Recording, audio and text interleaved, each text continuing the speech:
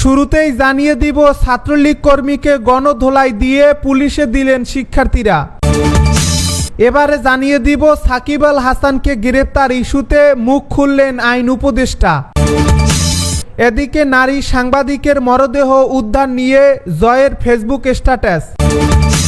আরও থাকছে আওয়ামী লীগ নিষিদ্ধের বিষয়ে যা বললেন ডক্টর আসিফ নজরুল। সর্বশেষ জানিয়ে দিব দখল চাঁদাবাজি করলে সেনা ক্যাম্পে অভিযোগ দেওয়ার আহ্বান ইশরাকের। শুনছিলেন হাতে পাওয়া আপডেট বাংলা সংবাদের শিরোনাম, এবারে বিস্তারিত। তবে তার আগে অনুরোধ রইল ভিডিওটিতে একটি লাইক দিন এবং কমেন্ট করে জানিয়ে দিন ভিডিও সম্পর্কে আপনার মূল্যবান মতামত। আরও জানিয়ে দিন ভিডিওটি কোথা থেকে দেখছেন বা কোন জেলা থেকে দেখছেন। ছাত্রলীগ কর্মীকে গণধোলাই দিয়ে পুলিশে দিলেন শিক্ষার্থীরা। রাজধানীতে ছাত্রলীগের এক কর্মীকে গণধোলাই দিয়ে পুলিশে দিয়েছেন শিক্ষার্থীরা। বুধবার দুপুর 12:30টার দিকে পুরান ঢাকার বাহাদুর শাহ পার্কে ঘটনা ঘটে। জানা গেছে গণধোলাইয়ের শিকার ছাত্রলীগ কর্মীর নাম মোহাম্মদ শিহাব। তিনি কবি নজরুল কলেজের 2019-2020 শিক্ষাবর্ষের ব্যবস্থাপনা বিভাগের শিক্ষার্থী এবং কলেজ ছাত্রলীগের সাধারণ সম্পাদক ফারুক হাওলাদারের অনুসারী। ঘটনাস্থলে থাকা শিক্ষার্থীরা জানান, বৈষম্য বিরোধী ছাত্র আন্দোলনে যুক্ত কবি নজরুল সরকারি কলেজের সাধারণ শিক্ষার্থীদের নানাভাবে হুমকি দিয়েছেন শিহাব। এছাড়াও ক্যাম্পাসে অবস্থানকালে ছাত্রলীগের প্রভাব খাটিয়ে সাধারণ শিক্ষার্থীদের নানাভাবে হয়রানি করতেন। কবি নজরুল কলেজের 21-22 শিক্ষাবর্ষের শিক্ষার্থী শাকিল বলেন, শিহাব হলের শিক্ষার্থীদের জোরপূর্বক ছাত্রলীগের প্রোগ্রামে যেতে বাধ্য করতেন। যারা যেত না তাদের নির্যাতন করতেন ছাত্রলীগের নেতাকর্মীরা। এমনকি প্রোগ্রামে না গেলে হলে জায়গা হতো না শিক্ষার্থীদের। গণধোলাইয়ের সময় ছাত্রলীগের এই কর্মী হলে মাদকের ব্যবসা ও বহিরাগতদের নিয়ে মাদক সেবনের কথা স্বীকার করেন। এছাড়া পুরান ঢাকায় বাস ও ট্রাক থেকে চাঁদা ওঠানোরও কথা স্বীকার করেছেন। বৈষম্য বিরোধী ছাত্র আন্দোলন কবি নজরুল কলেজ শাখার একজন সমন্বয়ক কালবেলাকে বিষয়টি নিশ্চিত করে বলেন, আমরা আন্দোলন করার সময় এই ছাত্রলীগ নামক সন্ত্রাসী গোষ্ঠীর হাতে নানাভাবে শারীরিক ও মানসিক নির্যাতনের শিকার হয়েছে। পুরো ক্যাম্পাস দখলে রেখে তারা সন্ত্রাসী কর্মকাণ্ড করত। তাদের ইচ্ছার বাইরে কোনো শিক্ষার্থী কথা বলতে পারত না। যেসব শিক্ষার্থী ছাত্রলীগের দ্বারা নির্যাতিত হয়েছে, আজ তারা ক্ষিপ্ত হয়ে এই ছাত্রলীগ কর্মীকে মারধর করছে। সাকিব আল হাসানকে গ্রেপ্তার ইস্যুতে মুখ খুললেন আইন উপদেষ্টা। হত্যা মামলা মাথায় নিয়ে পাকিস্তানের বিপক্ষে বাংলাদেশের জয়ে বড় ভূমিকা রাখেন সাকিব আল হাসান। গত বৃহস্পতিবার গার্মেন্টস কর্মী রুবেলকে হত্যার মামলায় 28 নম্বর আসামি করা হয় তাকে। এরপর তাকে দল থেকে বাদ দিয়ে দেশে ফিরিয়ে আনতে বাংলাদেশ ক্রিকেট বোর্ডকে আইনি নোটিশ দেন সুপ্রিম কোর্টের এক আইনজীবী।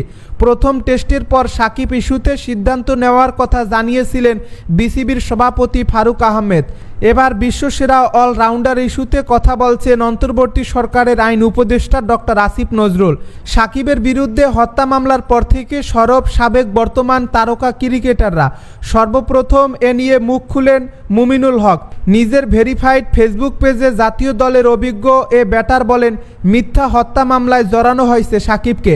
এরপর সামাজিক যোগাযোগ মাধ্যমে পোস্ট দিয়ে সাকিবের পাশে থাকার ঘোষণা দিয়েছেন জাতীয় দলের অধিনায়ক নাজমুল হোসেন শান্ত, মুশফিকুর রহিম, রুবেল হোসেন, এনামুল হক বিজয়, লিটন কুমার দাস, শরীফুল ইসলাম, শেখ মেহেদী হাসান সহ সাবেক বর্তমান অনেক তারকা ক্রিকেটার। হত্যা মামলার আসামি সাকিবের পক্ষে সমর্থন জানিয়ে বিবৃতি দিয়েছে ক্রিকেটারদের সংগঠন কোয়াব। বুধবার সাকিবের মামলার ইস্যুতে কথা বলতে হয় অন্তর্বর্তী সরকারের আইন উপদেষ্টা ডক্টর আসিফ নজরুলকে। মামলা বা এফআইআর হওয়া মানেই কিন্তু গ্রেপ্তার হওয়া না। আমার বিশ্বাস স্বরাষ্ট্র মন্ত্রণালয় থেকে উদ্যোগ নেওয়া হবে যাতে কেউ অতি উৎসাহিত হয়ে গ্রেপ্তার করতে না যায়। নারী সাংবাদিকের মরদেহ উদ্ধার নিয়ে জয়ের ফেসবুক স্ট্যাটাস। রাজধানীর হাতিরঝিল লেক থেকে বেসরকারি টেলিভিশন চ্যানেল গাজী টিভির সাংবাদিক সারা রাহানুমার মরদেহ উদ্ধার করেছে পুলিশ। এ নিয়ে ফেসবুকে স্ট্যাটাস দিয়েছেন সাবেক প্রধানমন্ত্রী শেখ হাসিনার ছেলে সজীব ওয়াজেদ জয়। স্ট্যাটাসে তিনি মৃত্যুর কারণ নিয়ে ভিন্ন ইঙ্গিত দিয়েছেন। বুধবার সকাল 10টার দিকে জয় এই স্ট্যাটাসটি দেন। তাতে তিনি লেখেন, গাজী টিভির নিউজরুম এডিটর সারা রাহানুমাকে মৃত অবস্থায় পাওয়া গেছে। ঢাকার হাতিরঝিল লেক থেকে তার লাশ উদ্ধার করা হয়। বাংলাদেশে মত প্রকাশের স্বাধীনতার উপর এটি আরেকটি নৃশংস হামলা। গাজী টিভি ধর্মনিরপেক্ষ সংবাদ চ্যানেল, যার মালিক গোলাম দস্তগীর গাজী সম্প্রতি গ্রেপ্তার হয়েছেন। এর আগে মঙ্গলবার মধ্যরাতে অচেতন অবস্থায় পথচারীরা সারা রাহানুমাকে উদ্ধার করে ঢাকা মেডিকেল কলেজ হাসপাতালের জরুরি বিভাগে নিয়ে এলে রাত 2:15টায় কর্তব্যরত চিকিৎসক তাকে মৃত ঘোষণা করেন। ঢাকা মেডিকেল পুলিশ ক্যাম্পের ইনচার্জ মোহাম্মদ বাস্তু মিয়া সংবাদ মাধ্যমকে এসব তথ্য নিশ্চিত করে বলেন, মরদেহ মর্গে রাখা হয়েছে। আওয়ামী লীগ নিষিদ্ধের বিষয়ে যা বললেন ডক্টর আসিফ নজরুল। আওয়ামী লীগ বাংলাদেশের স্বাধীনতা সংগ্রামের নেতৃত্বদানকারী দল, ফলে দল হিসেবে আওয়ামী লীগকে নিষিদ্ধ করা সমীচীন হবে না বলে মন্তব্য করেছেন অন্তর্বর্তী সরকারের আইন উপদেষ্টা আসিফ নজরুল।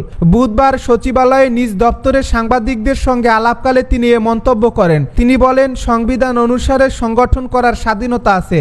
বাংলাদেশের স্বাধীনতা সংগ্রামে নেতৃত্বদানকারী দল ছিল আওয়ামী লীগ। বিভিন্ন গণতান্ত্রিক সংগ্রামে দলটির অবদান ছিল। আওয়ামী লীগকে নিষিদ্ধ করা সমীচীন হবে না। আসিফ নজরুল বলেন, বিভিন্ন গণতান্ত্রিক সংগ্রামে আওয়ামী লীগের অবদান ছিল, কিন্তু গত 15 বছরে দলটি যা করেছে তা তাদের ঐতিহ্য এবং মুক্তিযুদ্ধের চেতনার সঙ্গে যায় না। আওয়ামী লীগ বাংলাদেশের ইতিহাসে এক বর্বরতম ফ্যাসিবাদ কায়েম করেছিল। দলটির এমন কর্মকাণ্ডের জন্য ব্যক্তিগত বা নেতাদের সামষ্টিক দায় থাকতে পারে, কিন্তু এজন্য আওয়ামী লীগকে দল হিসেবে নিষিদ্ধ করা সমীচীন হবে না। তিনি বলেন, যখন আওয়ামী লীগকে নিষিদ্ধ করার দাবি উঠেছে তখন অ্যাটর্নি জেনারেল অফিস থেকে প্রতিবাদ করা হয়েছে। কোনো রাজনৈতিক দলকে নিষিদ্ধ করার পক্ষে আমি না, যদি না কোনো জঙ্গিবাদী কিংবা রাষ্ট্রবিরোধী তৎপরতায় তারা লিপ্ত থাকে। সত্যিকার অর্থে যদি কোনো রাজনৈতিক দল জঙ্গিবাদী কিংবা রাষ্ট্রবিরোধী তৎপরতায় জড়িত থাকে, তাহলে প্রচণ্ড সততার সঙ্গে তদন্ত করে এমন কিছু করা যেতে পারে।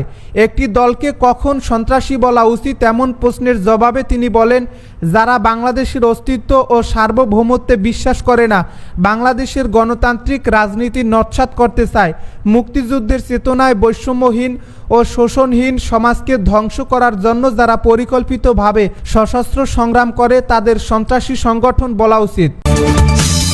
দখল চাঁদাবাজি করলে সেনা ক্যাম্পে অভিযোগ দেওয়ার আহ্বান ইশরাকের। বিএনপির নাম ব্যবহার করে ঢাকা দক্ষিণ সিটি কর্পোরেশনে কেউ দখলদারিত্ব ও চাঁদাবাজি করলে নিকটস্থ সেনা ক্যাম্পে অভিযোগ দিতে বলেছেন দলটির আন্তর্জাতিক বিষয়ক কমিটির সদস্য ও ঢাকা দক্ষিণ সিটি কর্পোরেশনে বিএনপির সাবেক মেয়র প্রার্থী ইঞ্জিনিয়ার ইশরাক হোসেন। আজ বুধবার সকালে সামাজিক যোগাযোগ মাধ্যমে নিজের ভেরিফাইড ফেসবুক পেজে এক পোস্টে তিনি একথা বলেন।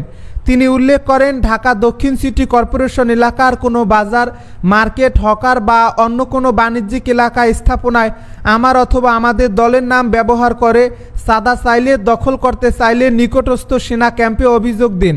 আমিও দলের নির্দেশে চাঁদাবাজদের বিরুদ্ধে লাঠি নিয়ে নামব, আর এক মুহূর্ত ছাড় দেওয়া হবে না বলেও ঘোষণা দেন তিনি।